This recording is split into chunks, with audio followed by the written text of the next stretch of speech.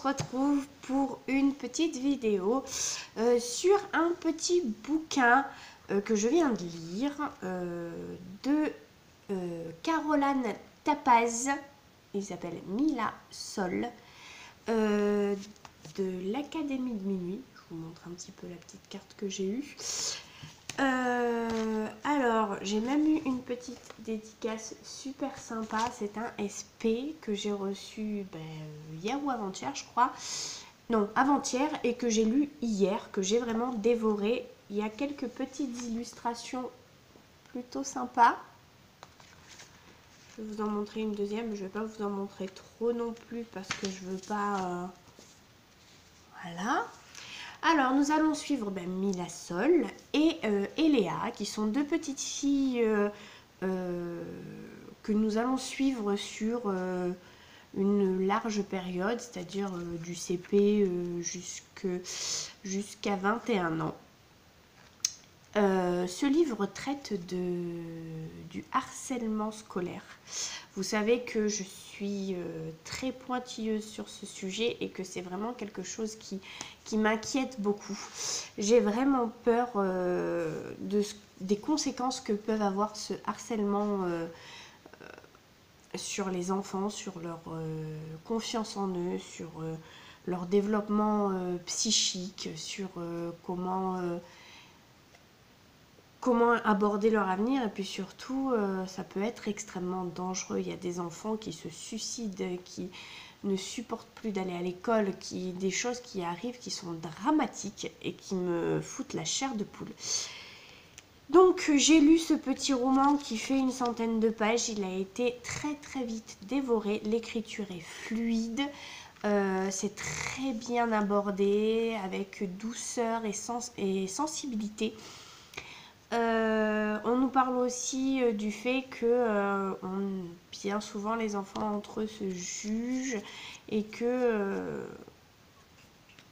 les différences sont transformées en défauts plutôt qu'en qualité et en unicité. Et je trouve ça terriblement dommage. Ces deux petites filles vont au final devenir de grandes célébrités dans leur domaine respectif. Et j'aime beaucoup le fait qu'ils arrivent à soumettre quelques idées pour les parents qui veulent essayer d'aider leurs enfants à se sortir de ce mauvais pas. Il faut toujours communiquer, il faut énormément de communication entre les parents, les enfants, l'école. Il faut vraiment accompagner son enfant dans ce parcours qui peut être très chaotique et très difficile.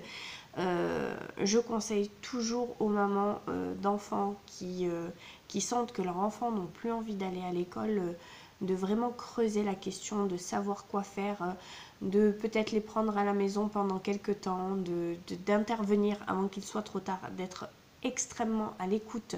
Je dis maman, mais les papas aussi, parce que parfois l'enfant va se confier peut-être plus facilement au papa qu'à la maman. Ça peut arriver. Je vous avoue que ce livre m'a extrêmement touchée. Il est écrit avec énormément de tendresse et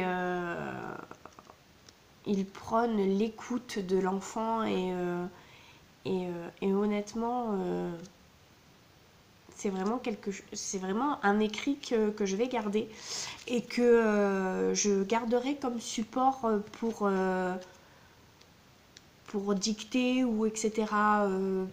Pour pouvoir m'en servir pour l'école de mon fils à la maison. C'est aussi écrit pour les 10, donc c'est écrit gros, c'est écrit très espacé pour pas qu'on puisse confondre les lignes, etc. Je trouve ça très agréable à lire, surtout avec mes problèmes de vue dans ce moment, c'est plutôt sympa. C'est un petit conte où évidemment il y a une fin toute douce, toute mignonne et agréable. Et je vous avoue que j'ai adoré lire ce livre parce que ça reste quelque chose de jeunesse et j'avais besoin d'une petite touche de fraîcheur. Maintenant c'est vrai qu'il y a des moments qui sont assez difficiles et qui m'ont quand même révoltée parce que je me dis waouh, il y a quand même des enfants qui subissent ça et qui disent rien à leurs parents. J'ai eu la chance de ne pas faire partie d'enfants harcelés à l'école. Moi j'étais plutôt une enfant atypique, donc je n'étais pas ni dans le girl band, ni celle qu'on persécute. J'ai été nombre de fois très agacée des comportements de certains envers des collègues de classe à moi, et je suis souvent intervenue. Bon, j'ai été punie parce que fracasser les autres élèves, c'était pas non plus une solution très adéquate, mais c'est vrai que je trouve que dans l'enseignement, les profs ont tellement d'enfants à gérer que c'est dur d'accorder autant de crédit et de se dire est-ce que c'est vraiment une simple dispute, est-ce que c'est tous les jours, comment ça se passe. Le problème c'est qu'ils sont débordés et qu'ils ne peuvent pas intervenir comme ils le souhaitent, eux non plus. Je pense à tous ces profs qui doivent culpabiliser d'avoir rien vu dans le comportement de leur élève, qui laissait penser qu'ils subissaient ce genre de choses.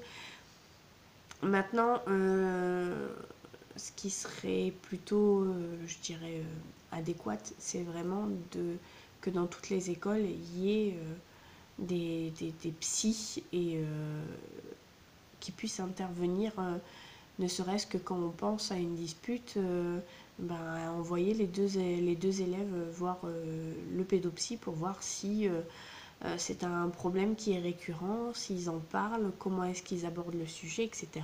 Ça peut être intéressant. Bien évidemment, c'est un coût et l'État n'est pas prêt à investir dans quoi que ce soit à ce niveau-là.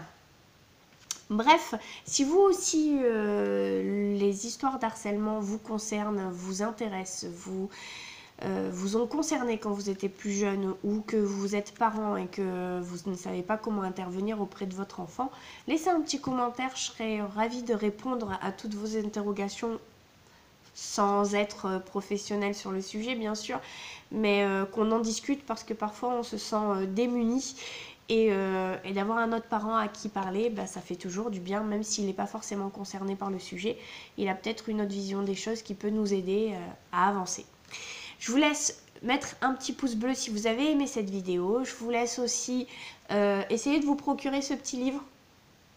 Je vous le remontre parce qu'en plus il est super chouette. Il est très joli, il est tout court. Et pour des débuts, je trouve que c'est pas mal.